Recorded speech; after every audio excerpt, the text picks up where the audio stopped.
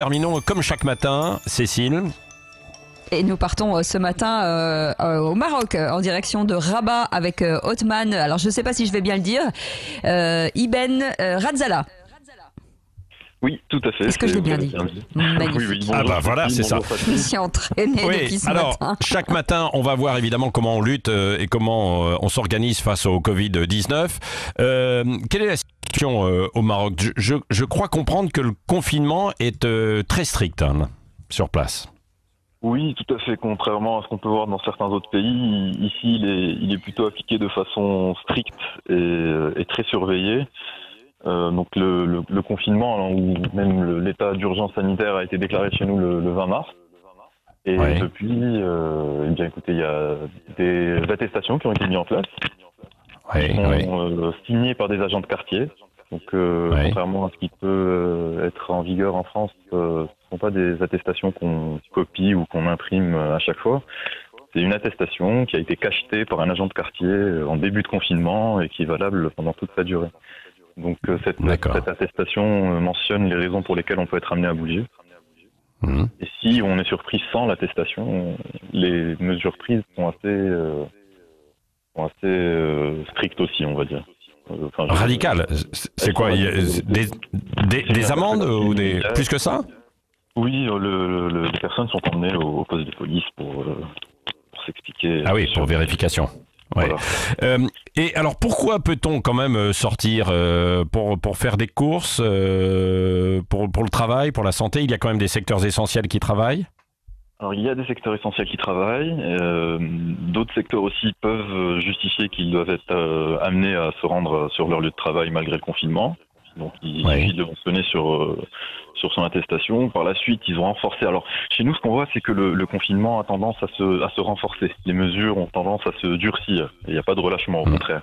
C'est-à-dire que pour ceux qui devaient se rendre à sur leur lieu de travail, ont dû joindre à cette attestation une attestation de leur employeur qui précisait qu'en effet, cette personne devait bien continuer à se rendre sur son lieu de travail malgré le confinement. Bien sûr les courses, mais dans ce cas-là, c'est une seule personne par foyer qui peut être amenée à se déplacer pour ça. Il n'est pas question que de faire son jogging, de promener son chien, alors que c'était encore accepté au début. Ces derniers jours, les personnes qui le faisaient se sont fait rappeler à l'ordre. Voilà, donc, le port du masque, est-ce qu'on doit porter le masque? Est obligatoire depuis quelques jours maintenant. Oui. Et il y en a des masques? Alors, il y en a, et il y en a eu à nouveau. Alors là, on voit sur les réseaux sociaux que les personnes se plaignent de ne pas en trouver. En fait, aussitôt qu'il y en a eu un certain nombre dans les commerces et dans les supermarchés, etc., ça a tout de suite disparu à nouveau. Mais en fait, le Maroc s'est mis à en produire, très largement même. Ah oui. On s'est mis à produire des masques en quantité industrielle. Bon, après, pour pouvoir alimenter 35 millions de personnes quotidiennement, c'est pas évident, mais les efforts sont faits à ce niveau-là, quoi. Un dernier mot, est-ce que on sait combien il y a de personnes contaminées et victimes du Covid-19 au Maroc? On a dépassé la barre fatidique des 1000 cas recensés, avec un peu moins de 100 décès. Donc, combien de décès, vous avez dit?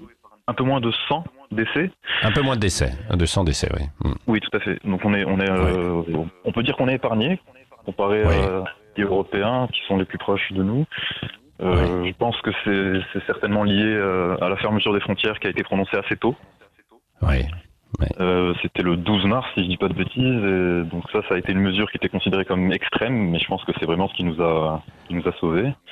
Vous a sauvé, vous a protégé. Beaucoup de Marocains ont beaucoup de liens avec les trois pays les plus touchés en Europe. D'ailleurs, les premiers cas que nous avions ici étaient des personnes qui venaient de ces pays-là. Merci Othman Ibn Razala en direct de Rabat comme chaque matin, donc le Covid-19 vu de l'étranger. Merci Cécile, il est temps de...